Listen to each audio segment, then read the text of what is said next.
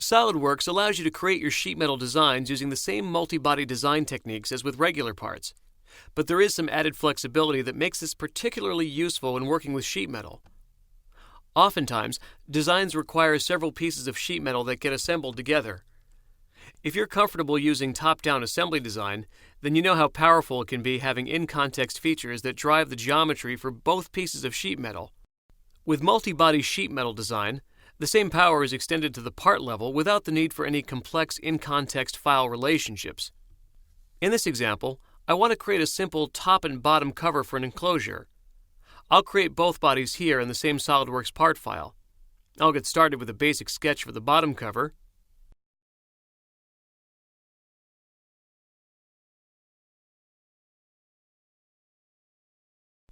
Give it some dimensions.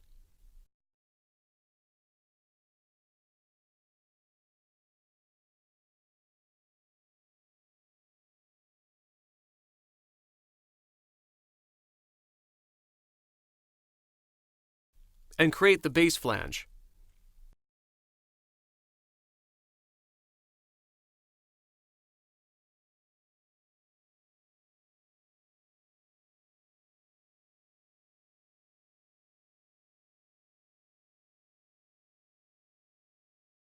Notice in the feature tree, a sheet metal feature has been created along with the base flange and flat pattern. That's all I'll create for now and for the bottom cover. For the top cover, I'll start a new base flange on one of the bottom cover's side bends. I'll start a new sketch on it, and I can take advantage of the edges or points on the bottom cover by using sketch relations to define the size of the new geometry. Again, this is similar to top-down assembly design technique, but it keeps things simple by using relations within a single part file. That way, if the bottom cover ever changes size, then this flange for the top cover will update automatically. I'll add a dimension to fully define it, and click on the Base Flange tab icon.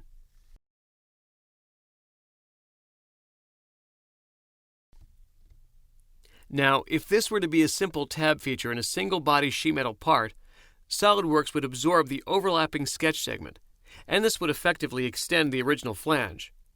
But in this case, I want to create a separate body, so I must uncheck the Merge Result option. I'll make sure the new flange is being added to the outside of the original flange, using the reverse direction option if necessary, and click OK.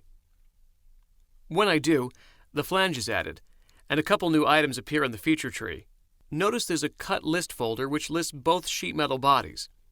Also, notice how there's now a sheet metal folder containing both sheet metal bodies, as well as a flat pattern folder for the flat patterns. Any new bodies or flat patterns that are created will go into these folders. Now, another advantage to designing sheet metal with multiple bodies is that there may be times when you want to work on another area of the design before joining those areas together. In this case, I'll create the next flange for the top cover on the other side. And just as before, I'll start a sketch and use the rectangle tool to take advantage of sketch relations to control the size of the flange based on the existing features. I'll click the Base Flange tab icon, and again, uncheck the Merge Result option so it doesn't add this as a tab to the bottom cover. I'll make sure it's being added to the outside of the bottom cover, and click the green check. The flange is added as a new body, and in the feature tree, you can see it listed in the Cut List section, along with the addition of the third sheet metal and flat pattern features in the folders. The next step is to merge these two flanges for the top cover into a single body. This can be done easily by using an edge flange. All I have to do is click on one of the edges. And to combine it with the other side so that they merge together, there's an end condition for this edge flange that I must use called Up to Edge and Merge. With this option selected, all I have to do is select an edge of the other flange. When I do, you can see a preview of the resulting bend. Something to keep in mind when merging two sheet metal bodies with an edge flange is that both bodies must have the same thickness, since these will both share the same sheet metal feature, and that the edge you select to merge them must be linear and parallel. I'll click OK, and the feature is added, and both side flanges are merged into a single body. Notice in the feature tree there are only 2 bodies in the cut list, as well as only 2 sheet metal and flat pattern features. However, if I expand the second body in the sheet metal folder, you can see that the second body is indented under the first body. The second body retains its own sheet metal parameters, but it's no longer a separate body and is instead controlled by the first body. I can add another edge flange to finish up the enclosure.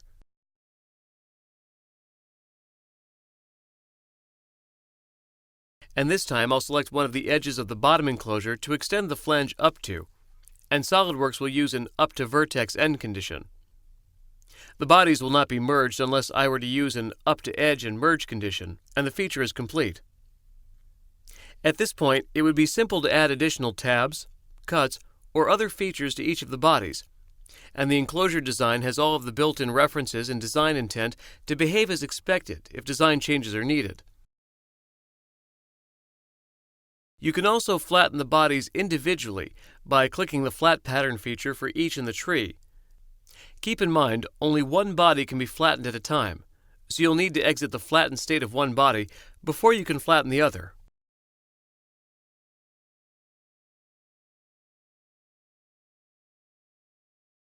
SolidWorks has many pre-made cuts you can use when designing sheet metal parts. You can find these cuts in the Design Library section of the task pane. You'll find a folder called Features and a subfolder called Sheet Metal. As with anything from the Design Library, all I have to do is drag it onto the part. As soon as I take my finger off the mouse, the property manager for this feature appears. You can use the Edit Sketch button to further define the location of the cut.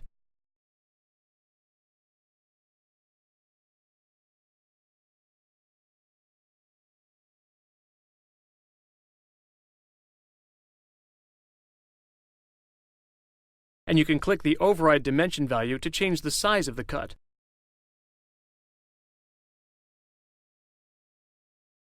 Once you've made the changes you need, click OK, and the feature is added. Using the Design Library is useful for any type of design, but it's especially useful in sheet metal design, where the same cuts are constantly repeated. For instance, if you design computer cases, you likely will have to create standard cutouts for USB or Ethernet connectors. We've already seen the Design Library is a great place to find pre-made cuts, but it's also a great place to find forming tools. A forming tool is used to bend, stretch, or otherwise deform a sheet metal part. You can find a collection of forming tools in the Forming Tools folder of the Design Library. Let's take a look at how to add one of these features to a sheet metal part. From the Embosses folder, I'll drag the dimple feature onto a face of my part. Watch as I drag the dimple. I can see a preview as I drag across the faces of my part. The default direction is to go into the face I drag it onto. To change the direction of the feature, I can hit the Tab key on the keyboard before I let go of my mouse button. If you look at the top of the Property Manager, you'll notice that there are 2 tabs here. Here, I can use dimensions or relations to position the point.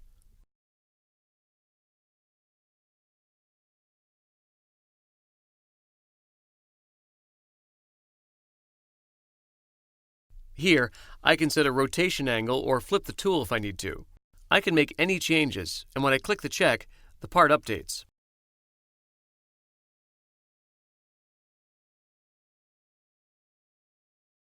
Now, like we saw in the last lesson, forming tools are very easy to use. All you need to do is drag and drop them from the Design Library onto your sheet metal. That is, assuming SolidWorks knows you're using a forming tool. When I drag and drop this forming tool onto this sheet metal part, you can see right away SolidWorks asks me if I'm trying to create a derived part. Before I show you the quick way to get rid of this message and make it work, I'd like to explain to you why SolidWorks is telling me this. I'm not trying to make a derived part, so I'll click No. But instead of punching into the sheet metal like I want to, the part simply opens up in its own window. That's because SolidWorks isn't recognizing this particular part as a forming tool. Right now, it's treating it as a regular part. Notice if I go to File, Save As, I can choose Form Tool from the Save As Type drop-down menu. I'll give this a new name and save it back in the Design Library.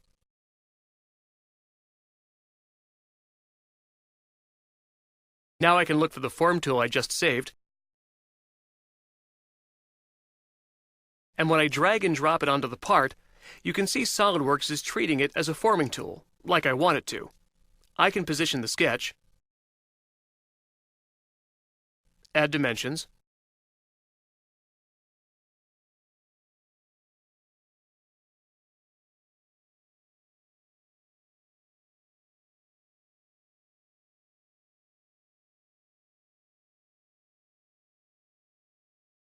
when I click Finish, the tool creates a punch in the part. Now, you might be thinking it's going to be a pain in the butt to open up all of the forming tools individually and resave them all as form tools instead of parts. As I mentioned before, I wanted to explain why you were getting the error before I showed you the quick fix. To set the whole folder to open as forming tools all at once, I can simply right-click it in the design library and choose Forming Tools Folder from the drop-down menu. Now, when I drag and drop any of the forming tools from this folder in the design library, SolidWorks will automatically recognize that they're form tools, and I won't see that derived part message again.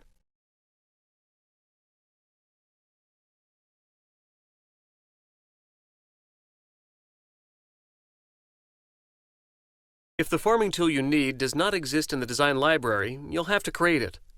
You can start from scratch, or you can edit an existing forming tool that is similar to the one you need.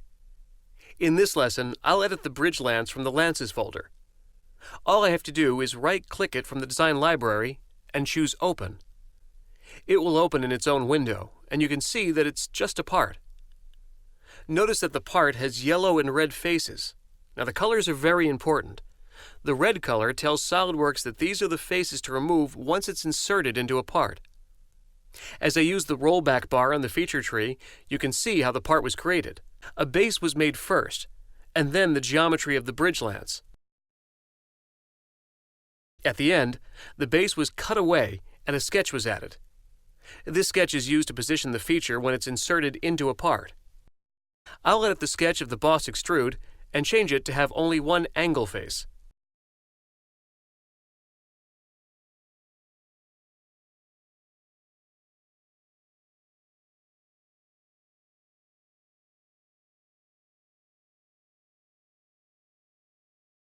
Once I exit the sketch and the part rebuilds, there will be errors on the fillets because of the changes I made. I'll edit the fillet feature and let SolidWorks remove the non-existing edges.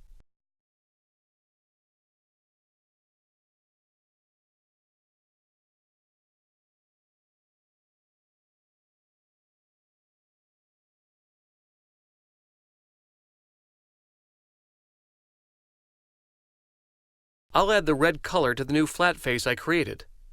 Once again, the red color tells SolidWorks to remove this face from the target part. Now, rather than manually changing the color of the face, I can use the Form Tool feature to have SolidWorks do this for me. You'll find the Form Tool feature under Insert, Sheet Metal, Form Tool. Now, this feature does three things for you. It defines a stopping surface, defines faces to be removed, and automatically creates an orientation sketch to help position the forming tool. The stopping face determines how far the forming tool will be pressed into the sheet metal. In this case, the stopping face is the one on the bottom, and the face to remove is this flat one.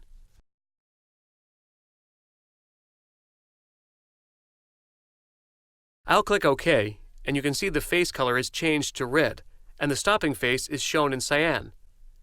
In the Property Manager, you see the Form Tool feature has been added along with an orientation sketch.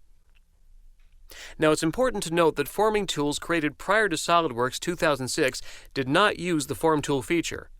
Instead, faces to be removed had to be manually set to red, and orientation sketches had to be manually created. Also, there were no options for stopping faces.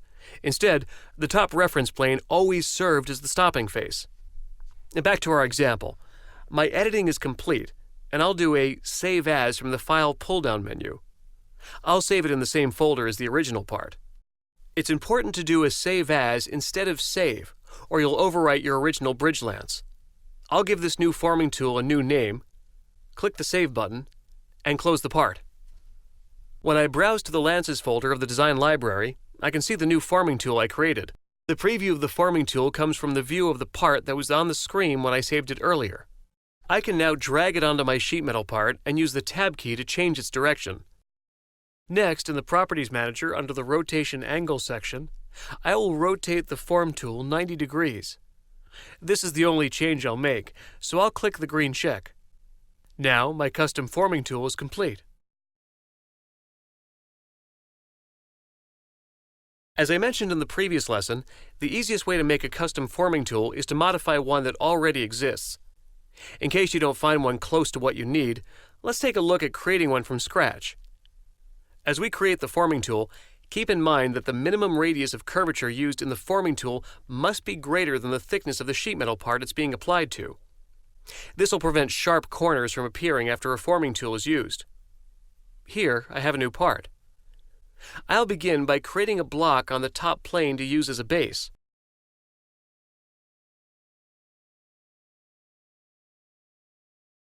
Using a base like this will enable me to create fillets that will show up in the sheet metal part, as we'll see a bit later.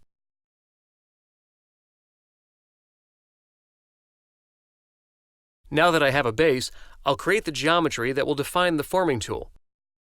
For this example, I'll be using a slot. I'll begin my sketch here on the face of the block.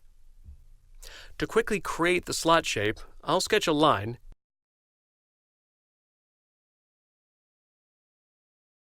and use the Offset Sketch tool. I'll enable the Bidirectional, Make Base Construction, and Cap Ends with Arcs options. Then extrude the sketch to give this forming tool depth.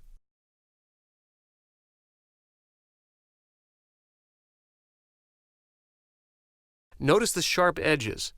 These would cause trouble when punched into the sheet metal, so I'll round them out using fillets.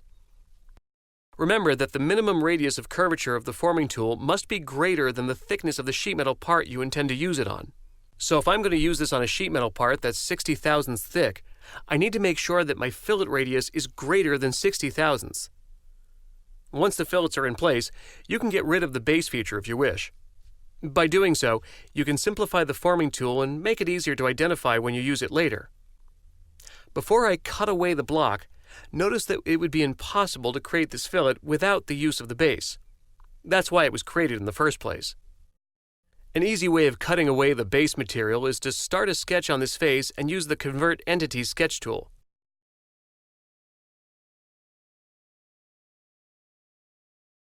I'll create a through-all cut, and all material below the fillet will be completely removed. In addition to stamping this shape into the sheet metal part, I also want this forming tool to create a round hole. In order to do this, I have to color a round face red. Unfortunately, I don't have a round face to color, so I'll have to create it. To create the round face, I'll have to use the Split Line feature. I'll start a sketch and create the shape I need, a simple circle. Next, I'll activate the Split Line command from the Insert Curve drop-down menu. I'll select the face to split,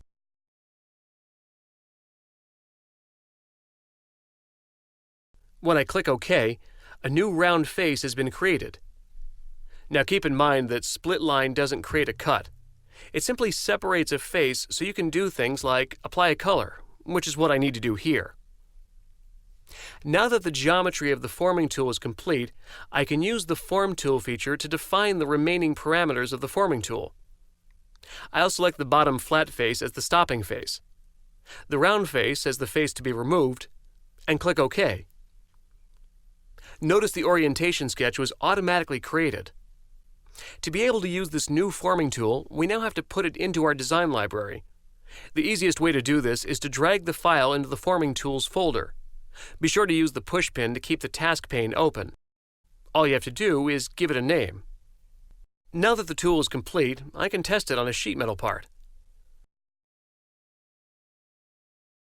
I'll drag it from the design library and drop it onto the face of the part. This is where the positioning sketch is useful. I can dimension to it, create relations, whatever is necessary to locate the forming tool. I'll click Finish, and the forming tool is applied. In addition to the rip and insert bends features, SolidWorks has a tool that automates the process of converting existing parts into sheet metal parts. The tool's called Convert to Sheet Metal. Here, I have a solid part which I would like to convert to sheet metal. I want all of the faces to become flanges except for the cylindrical face and the back top face next to it. I've also created a sketch on the top of the part where I'd like to create a rip so the part is symmetrical when it's unfolded. This is the Convert to Sheet Metal icon. It can also be accessed through the Insert Sheet Metal drop-down menu. When the Property Manager appears, the first selection window asks to select a fixed face as a starting point. The face you select will remain stationary for the flanges to be bent from. I'll select the bottom face, and when I do, you'll immediately see a preview. Next, I'll define the sheet thickness, and notice which side of the face the thickness is being applied to. I can use the Reverse Thickness checkbox to switch it from the inside or outside of the face. Notice that this part is basically being treated as a surface body. The Convert to Sheet Metal tool uses only single faces or surfaces to establish where the surfaces of the sheet metal flanges will end up. That's also why a surface body would act the same way as a solid body when using this Convert to Sheet Metal tool. Below the sheet thickness, I can set the default radius for bends in the part. The next selection box is for defining bends in the part. The easiest way to do this is to start from the fixed face and work outwards. I'll select the 4 edges of the fixed face. And while I do this, SolidWorks will automatically show ripped edges of where the flanges will meet.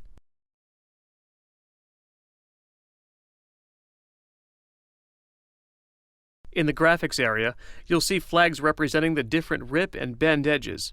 You can edit the values of the radius or gap of specific edges throughout the part. The default gap distance is found just below the Rip Sketches box. You can define the gap distance, overlap ratio,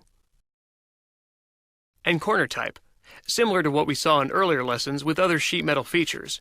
Notice the preview updates as I toggle the different options here. Next, I need to add a bend on this top edge.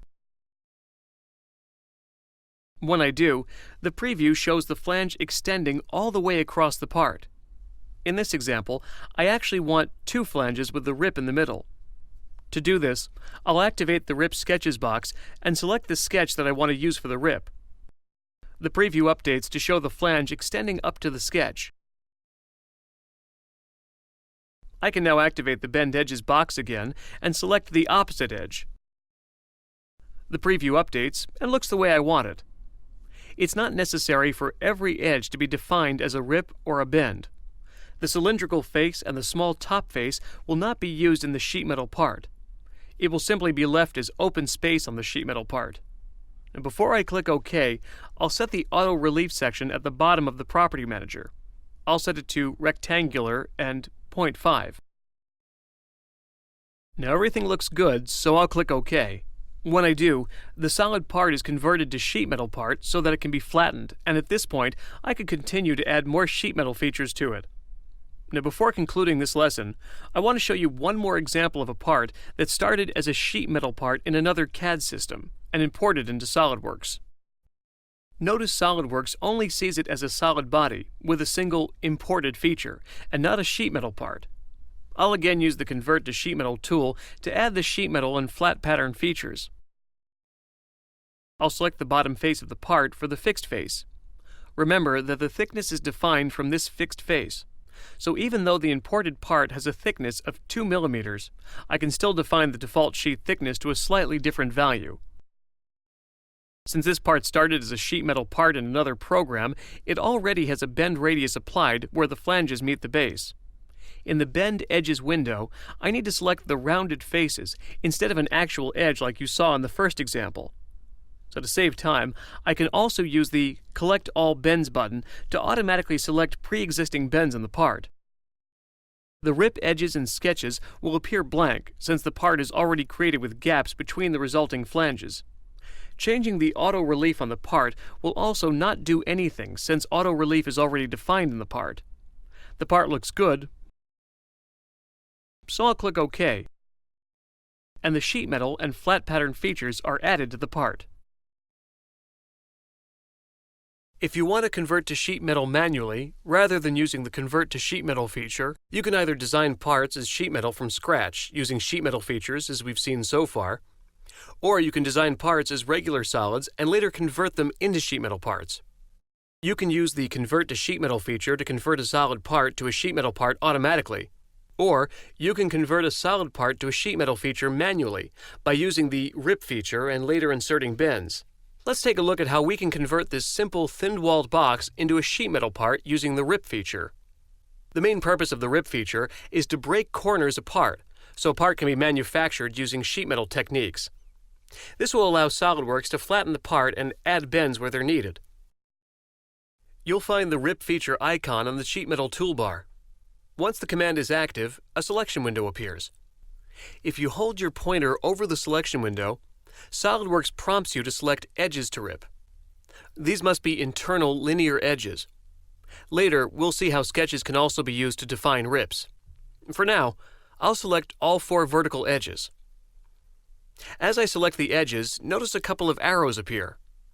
These indicate what the resulting geometry will look like after this edge is ripped. In the case where 2 arrows appear, each side will be shortened, leaving a small gap between them. If you click on one of the arrows, the side shown by the arrow will be shortened, leaving a gap only on one side. I'll select different directions on a couple of these edges so you can see the results once the Rip feature is complete. You'll notice in the Property Manager there's a Change Direction button. This allows you to select an edge from the selection window and toggle through the different arrow directions, just like I did by clicking on the arrows themselves earlier. Since the Rip feature will replace corners with gaps, you do have the option of controlling the size of the resulting gaps. Now at this point, I'll click OK to complete the Rip feature. Notice the different appearance of these corners. Some are shortened only on one side, while others are shorter in both directions. This is the result of the direction arrows I selected earlier. Next, let's take a look at an example of using sketches to define rips. Here, I have a thin-walled part. Notice it's currently not a sheet metal part, and it cannot be unfolded because all edges are fused together. I could use the Rip feature and break apart 3 of the 4 edges. However, I'd like to instead leave the edges intact and create a seam at the center of this face. To accomplish this, I'll create a sketch on the angled face. I'll sketch a line that goes from one midpoint to the other, completely crossing the entire face. Now this is all I need at this point, so I'll exit the sketch. Now I can use the Rip feature, but rather than selecting internal edges, I'll select the sketch line. As before, I have to specify a gap distance. When I click OK, you can see the part is split at the sketch line and the corners remain intact. To complete the transition into a sheet metal part, I'll click Insert Bends, select a fixed face, click OK, and the sharp corners are replaced by bends, and the part can now be flattened.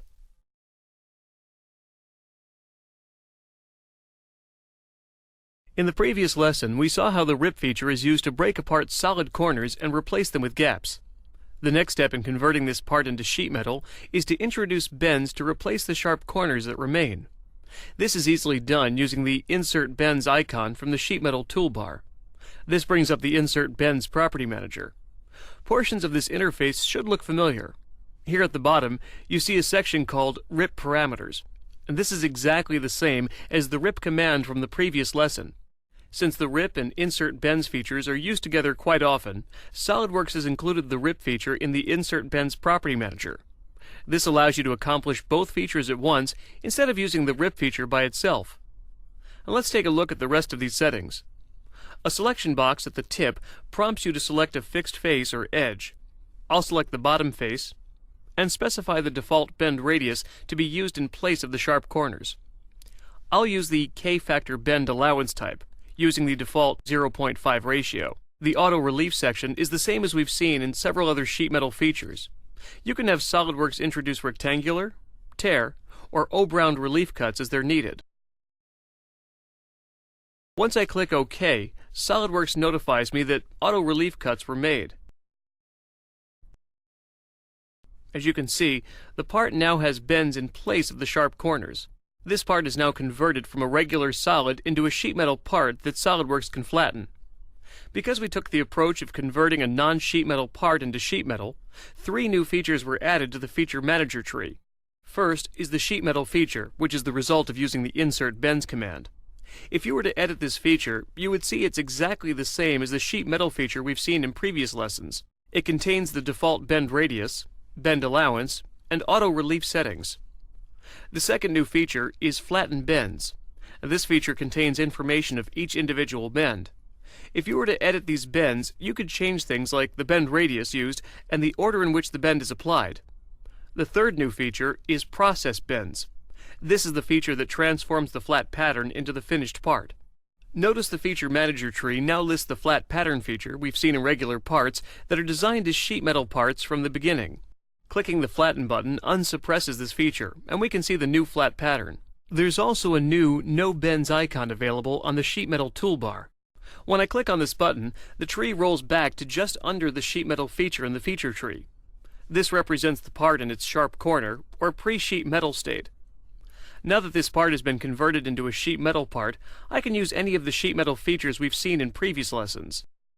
For instance, I can add an edge flange.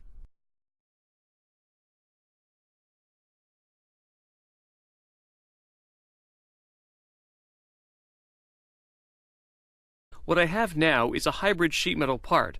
It started as a converted non-sheet metal part, and now I've added a regular sheet metal feature.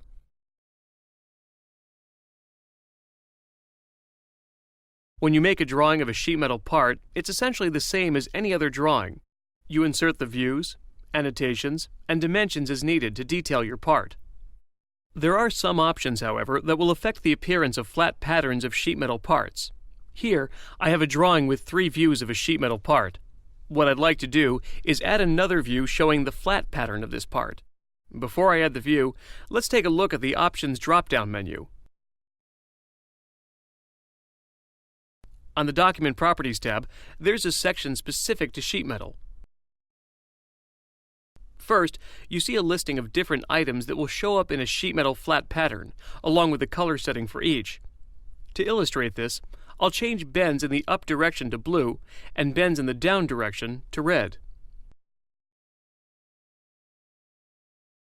I have the option of enabling the display of sheet metal bend notes. I'll check this option and use the above line style and click OK.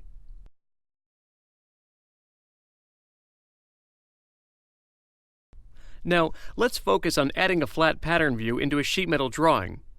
From the Drawing toolbar, I'll select Model View.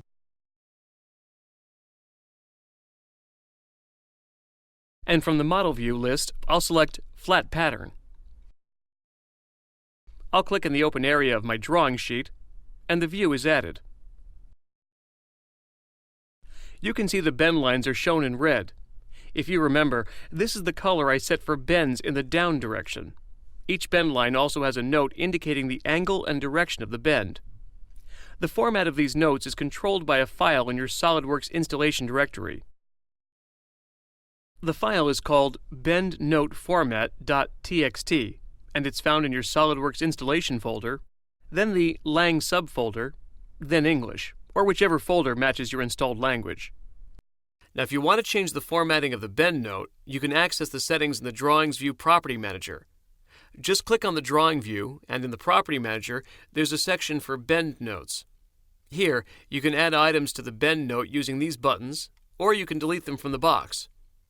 If you've used bend notes before, you may have changed the note formatting with a text file, but all of the settings in the text file are also available here in the Drawings View Property Manager. One more way to hide bend notes is from the Feature Manager tree.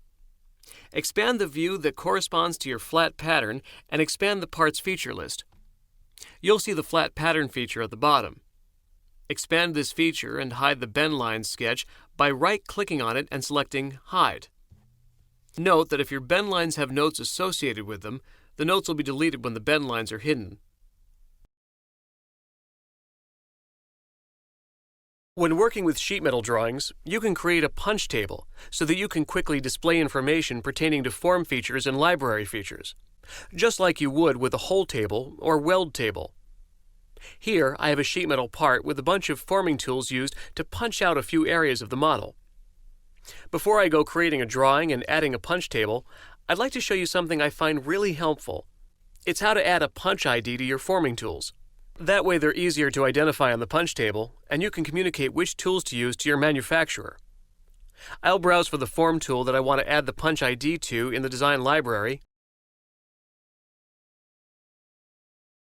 right-click it, and select Open. Next, with the form tool part file open, I'll go to File, Properties, and switch over to the Configuration Specific tab.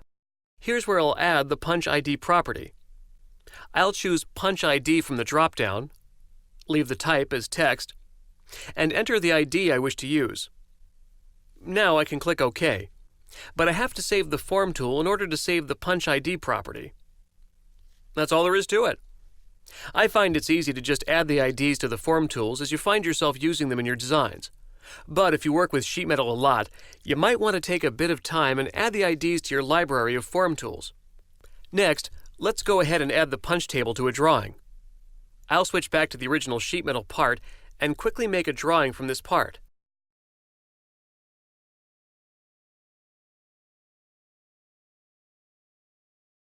To insert a punch table, just as with other tables, you need to have a drawing view for it to reference. You have to have a flat pattern view to create a punch table, so I'll just drag it onto the drawing sheet from the View palette.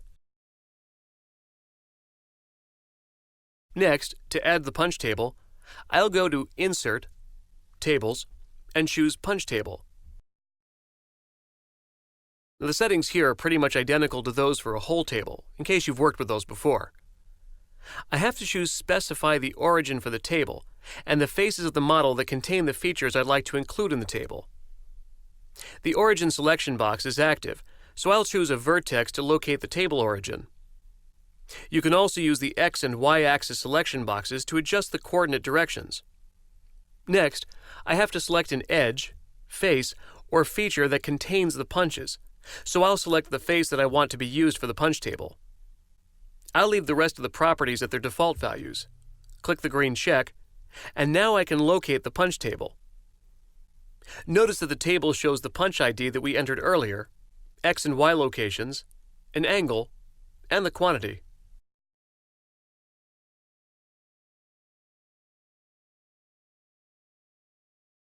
In a previous lesson, you saw how to create a SolidWorks drawing of a sheet metal part. However, if you wanted to export your flattened part directly to DXF or DWG, SolidWorks makes it easy to do. You can do this without even opening a 2D SolidWorks drawing. It can be done directly from the 3D sheet metal part. To do this, I'll go to File, Save As, and I'll choose either DXF or DWG from the drop-down. I'll leave the default name and location for the saved file and click Save. This brings up the Export to DXF or DWG Property Manager. In the Export section, I'll leave Sheet Metals selected. I'll export the geometry, hidden lines, and bend lines, leave the rest of the options at the defaults, and click the green check. When I do, SolidWorks opens the DXF DWG cleanup window. I can navigate around the preview within this window by using the View tools at the top. I can also select any entities that I don't want in the exported file, and remove them using the Remove Entities button at the bottom. When the preview looks the way you like, click Save, and you have a DXF or DWG out of your flat pattern.